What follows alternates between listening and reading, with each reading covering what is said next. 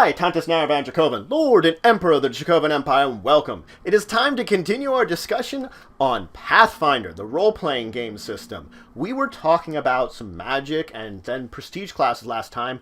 Today I'm going to be talking about some of the basics of game mastering and really world building. Just the very little basics that are going to be needed, and even you as a player might need to know some of these things. So, to be a game master is vastly different than being a player. It is in fact very much so different, and more difficult. There are a number of roles a game master must take. First of all, you're going to have to be a storyteller. You're going to craft some kind of story or script that will add in a plot or an adventure that your characters are going to be. You're going to have to be an entertainer. You're going to have to be able to improvise at the drop of a hat in case something goes wrong or there's some sudden shift. You're going to have to know how to shift gears if you even want to keep your characters on the plot you want to figure out an alternate plan, or how to generally roll with the punches if something unexpected would happen in and amongst your players. You have to be a judge or an arbiter. You have to be familiar with the rules and able to either let people know what the rules are or at least give rulings that work within the rule set that is established so that you're not causing any friction. And then you have to be consistent with said rule set in order to keep things going smoothly. You have to be an inventor.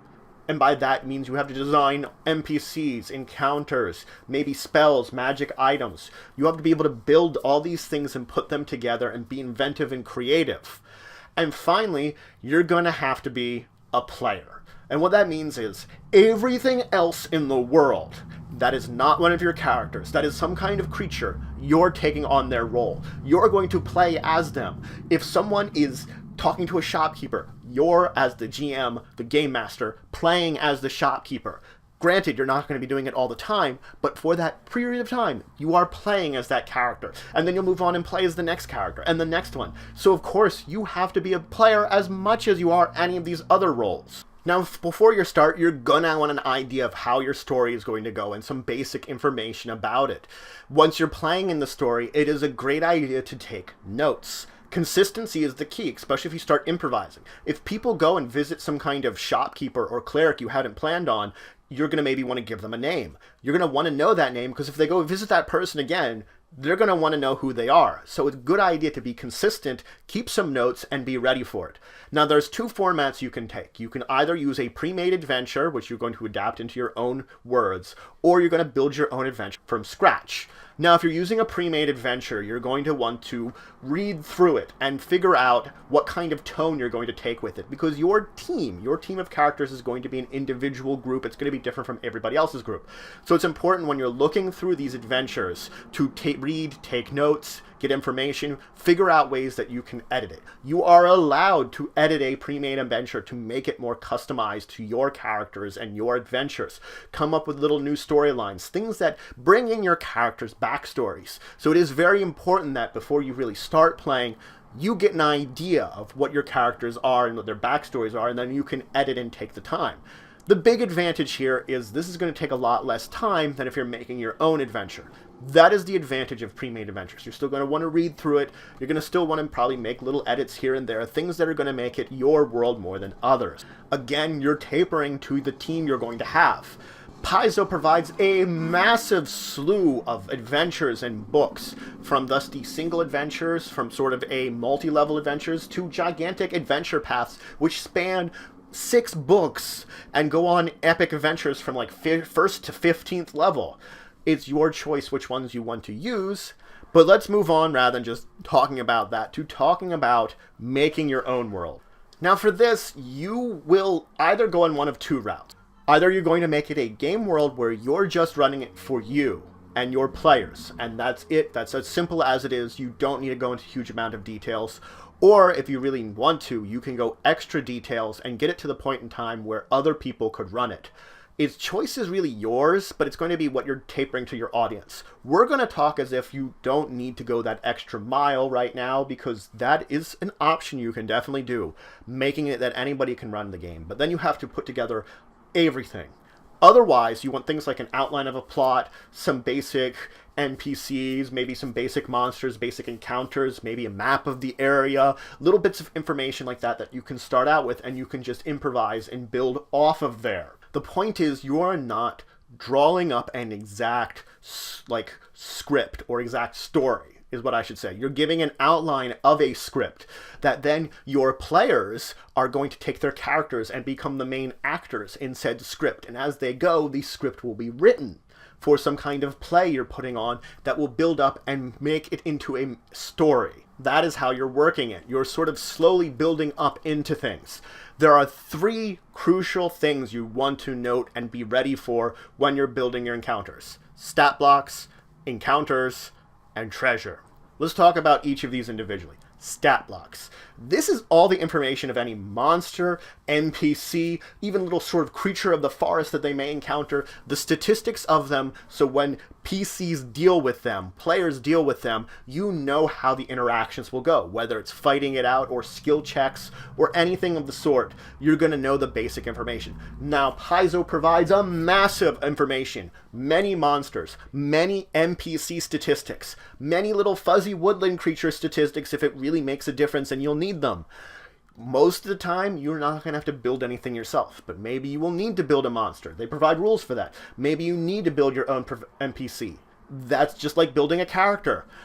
What you're going to do is you're going to figure out the stat blocks. You know, either you would have a book somewhere in front of you or something like that that you could reference quickly, or if you want to print it out, I would suggest maybe something like a 3x5 card, a small little reference card with all the stats you're going to need. Because the thing is, if the character you're meeting you don't need all the statistics to, then don't build all the statistics to it. You're only going to want to provide what you would need for it. You can always add in things later on from the information that you've sort of come up as a basic.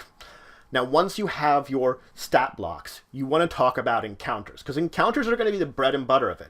It's going to be the main things people are going to face again. This is anything from running into a trap, having something where you're going to have to make a number of skill checks, something where you're going to have to be diplomatic, maybe when you're encountering a monster. Of course, that's the most common of all of them. Fighting a monster is the basic encounter. Combat encounters. But as I'm saying, any kind of thing where your players are getting into a challenge that they have to overcome is an encounter. Now, when you're building your encounters, first you have to look at the average party level of your group, or APL. It's going to assume that you take all the players, you add their levels together, you divide by the number of players you have, and then you round up to the nearest whole number. Effectively, it's going to be a whole number, so you want to either round or up or down as appropriate to the group. Normally, all the groups are going to be the same level, traditionally, so when you would add the average party level together, it would be equivalent to the level of the party. But things can change and be different, and if something should happen that the party level changes, that is where this is important about. Now, you average party level, or APL, it doesn't mean you necessarily need 4 or 5 characters. You can calculate it with different number of characters. If you have 6 or more characters, you will add 1 to this APL. If you have 3 or less characters, you will subtract 1 from this APL. So more characters get higher challenges, less characters get less challenges. That is when you move on to choosing the CR of the encounter you're having. Now, CR basically means it's the challenge rating, or the challenge of the encounter you're having. There is a chart in the book that you can look in that compares your player's APL, average party level, to the CR and how difficult it is. So let's say you want it to be just slightly more difficult than average, you might have it the APL plus 1 for your CR. On the other hand, if you want it to be nearly impossible, it may be APL plus 3 for the CR. That maybe they have the slimmest chance to win this encounter. That's how you encounter it and figure out how difficult, in comparison to your players, you want the encounter to be, and then you choose your CR appropriately based upon their APL. Now that we have our CR, we have to look at how much experience we have to spend on this. Every CR has a certain amount of experience that is effectively worth how much experience your team would be getting for completing this challenge. Once you have that CR, you begin to effectively purchase things that fill it in. Monsters themselves, based upon their own challenges, have their own experience value. So that means, let's say like 4 of this monster would be equal to my CR. I could use 4 of these monsters added together to get to my CR, and that would be my encounter I would be having. On the other hand, it could be that I have 1 giant creature, and maybe I'd throw in a few little minions in there just to equal into the CR I wanted. Monsters, of course, are the easiest thing to throw in there, but you can throw in things like traps or other challenging kind of things that might affect it. when you're building CR and you've gotten this kind of idea, there are some other things which will affect it and change the basic CR, and change the difficulty of the encounter. You're going to want to look at them when building it. Things like templates can make monsters stronger. Some of them do make monsters weaker, but those are very rare. Most of the time, it's just going to be, I add a template into a monster. Guess what? Now it's a stronger monster. It's a higher CR. It's equaling more of the CR I'm trying to build into. You could also change the conditions of the setting. You could give the enemy favorable conditions, which would mean it would be a tougher challenge for the players, that they would be unfavorable to them. Maybe they've got some kind of high ground with cover to start out with, that they're sort of surprising your players. Even if they're not surprised, cover and high ground. On the other hand, you could give the players a favorable condition, where maybe they're walking into a sleeping dragon. The dragon's going to be easier for them to defeat because it's asleep to start out with, and maybe they can get the surprise on it, do something like that, that they get an advantage more than you would think. But it's sort of like changing the conditions to either make them more favorable or favorable changes the CR, just like anything else, just like putting these all together. Technically, what you're using it is to change the CR of the entire set of encounters that you're having, the things you've added up, to drop it to the level you want it to be. So you're effectively taking like all these monsters you're putting together, and if it's a little higher CR than you wanted, I change the conditions to either drop it or lower it as I need to get to that target CR I really want. Now, you can use NPCs in here and building your own, but you're going to have to figure them a little differently. NPCs work for CR different than monsters do. Monsters are straight up. If I'm using an NPC, let's say it's got 4 levels of fighter, then its CR would be 3. It's whatever class level it would have minus 1, and that's its CR. And this is assuming it's playing some kind of race that does not get extra hit dice. That's the thing, is normally any race that gets extra hit dice, you're going to figure it out differently. This one, race, no extra hit dice. It's going to be 1 less than whatever class level they have to equal the CR. If it's an NPC class, such as an expert or a warrior, then it's 2 less than its class level to figure out its CR. So a 3rd level warrior is CR 1. So that's it for today. I talked about the basics of game mastering. I talked about the roles a game master has to take.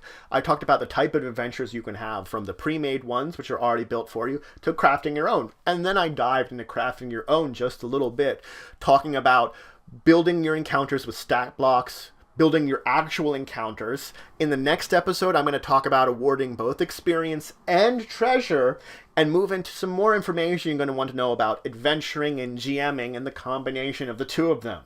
So if you have any questions, comments, anything you want to say, anything you think I left out, please leave them in the comments below. Please like, share, and subscribe to support for the channel, the empire, the work I do. If you want to show some extra support, please check out my Patreon, linked in the description below. But regardless, until the next time, I bid you farewell.